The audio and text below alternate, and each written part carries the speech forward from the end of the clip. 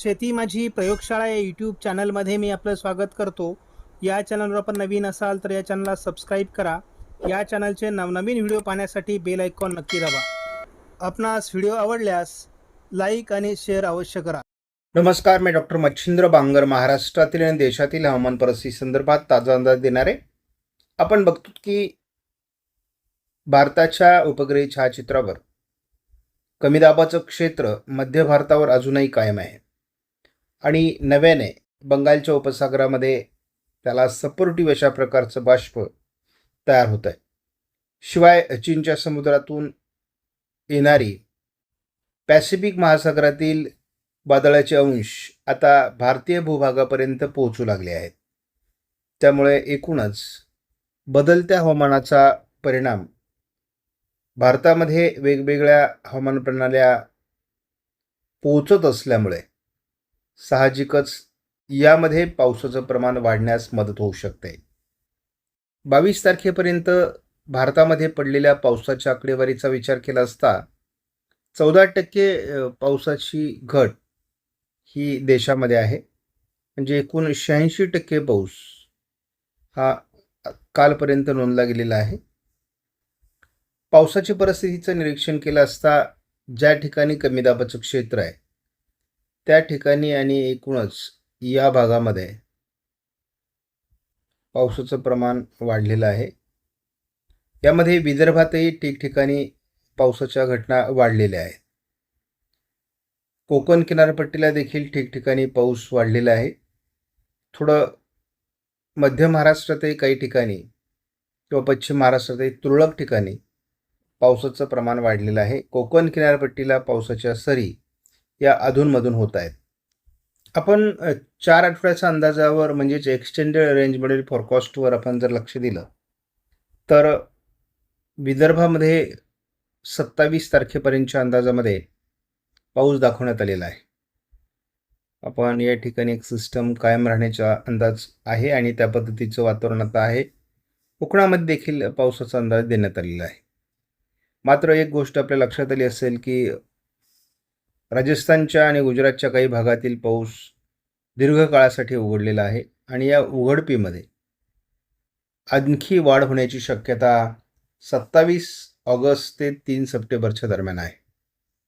विदर्भात केवळ पाऊस आहे, परंतु एकूण पाऊसमान कमी दाखवलंय. 10 सप्टेंबरपर्यंतचा विचार केला तर आपल्याला या ठिकाणी अधिक उघडीप वाढताना दिसते आहे. त्यामुळे मान्सूनचा परतीचा प्रवास खूप लवकर होण्याची शक्यता यावर्षी आहे. तीच परिस्थिती आपण जर 17 सप्टेंबरपर्यंत बघितली तर हे वातावरण जवळपास 17 तारखेपर्यंत मध्य प्रदेशपर्यंत राहण्याची शक्यता आहे.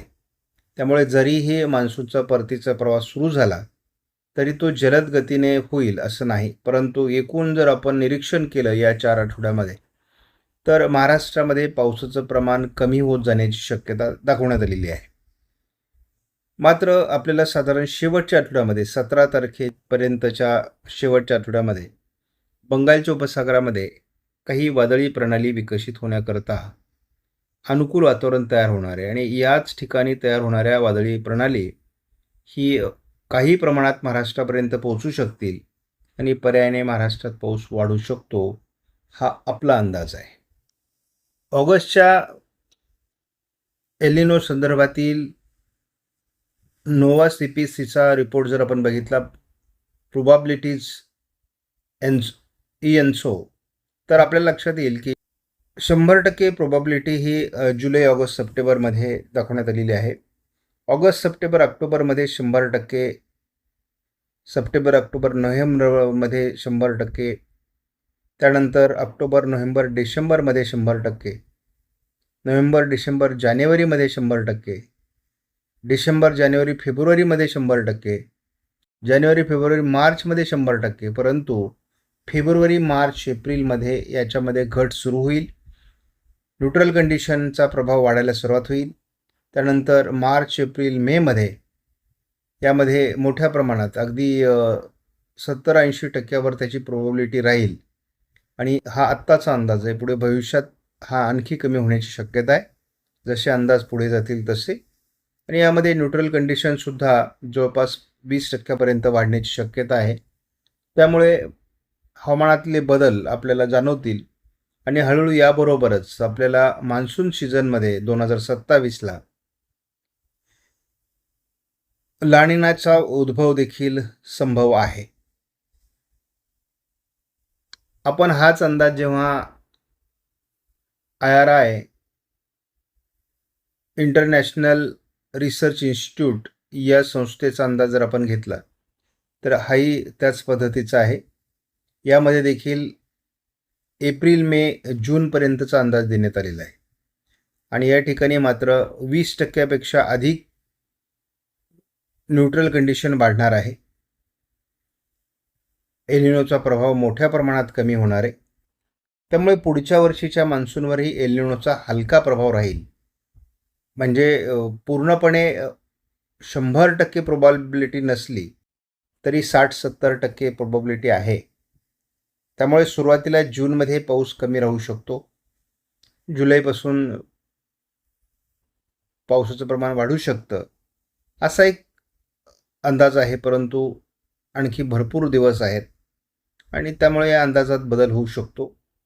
लानिनाचा उद्भव देखील संभव आहे. मात्र आपण जेव्हा मल्टी मॉडेल अनेक मॉडेलचा अंदाज बघतो तेव्हा मात्र आपल्याला असं जाणवतं आहे की नोव्हेंबर, डिसेंबर, जानेवारीपासूनच याची उतरती प्रतिमा सुरू झालेली आहे. म्हणजे या ठिकाणी आपण असं बघतो की या ठिकाणापासून तो पुन्हा एकदा खाली झुकायला सुरुवात होते आहे. त्यामुळे अनेक मॉडेलचा जेव्हा आपण अंदाज घेतो तेव्हा डिसेंबरपासूनच त्याचा उतरता प्रभाव सुरू होणार आहे आणि एप्रिल मे जूनपर्यंत बऱ्याच अंशाने म्हणजे जवळपास 1.5 किंवा त्याहीपेक्षा कमी अगदी याचा प्रभाव राहणार आहे. त्यामुळे साहजिकच आहे की अनेक मॉडेलचा अंदाज आपण जेव्हा घेतो तेव्हा पुढच्या वर्षीच्या मान्सूनवर एल निनोचा प्रभाव कमी राहील असा अंदाज वाढतो आहे. GFS मॉडेलने मराठवाडा आणि विदर्भामध्ये आज पावसाचा अंदाज दिला आहे. शिवाय दक्षिण कोकणात देखील पाऊस वाढण्याची शक्यता आहे. आपण हीच बाब 24 तारखेलाही बघतो. विदर्भाच्या पूर्व भागामध्ये पावसाचं प्रमाण वाढू शकतं. तीच परिस्थिती थोड्याफार फरकाने 25लाही आहे. 26ला मध्य भारतामध्ये मध्य प्रदेशमध्ये खास करून कमी दाबाचं क्षेत्र वाढणार आहे.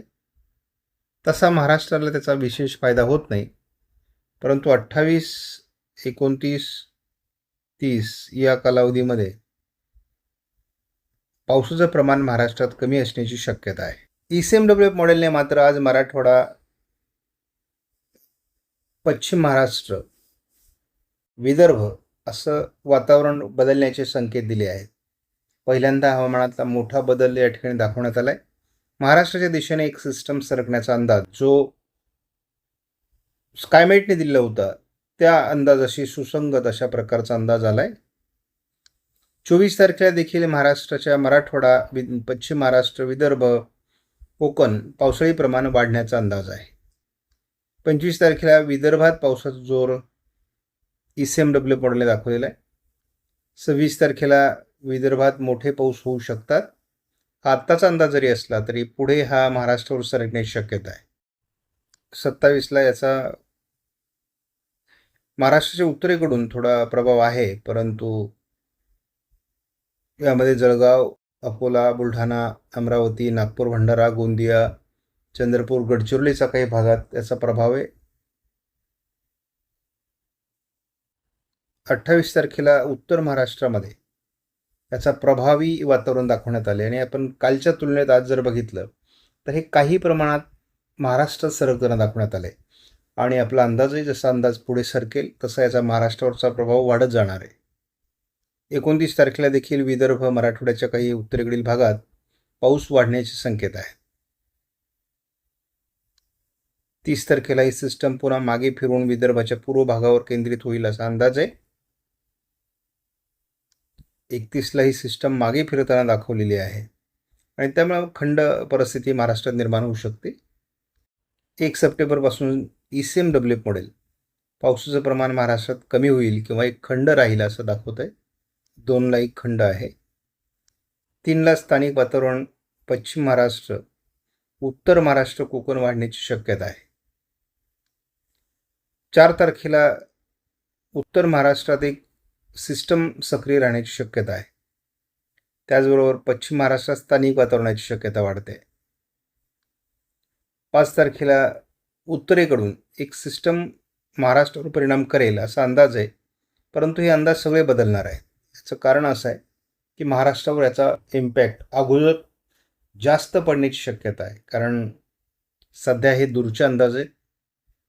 6 तारखेला आपण उत्तरेकडून महाराष्ट्राचे जे प्रभाव दाखवतो आहे आणि मध्य प्रदेशवर एखादी सिस्टम येते, ती महाराष्ट्राकडे सरकते असं दाखवलेलं आहे.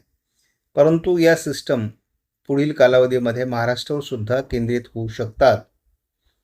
हा जो स्कायमेटचा अंदाज आहे तो इतर मॉडेलही दाखवू लागलेले आहे, त्याच्या जवळचा अंदाज. आणि पुढे भविष्यामध्ये महाराष्ट्रावर याचे परिणाम जास्त होतील असा अंदाज आहे. त्यामुळे महाराष्ट्रात पुढचा कालावधी चांगल्या पावसाचा असू शकतो, आज जरी मॉडेलने कमी दाखवला असला तरी देखील.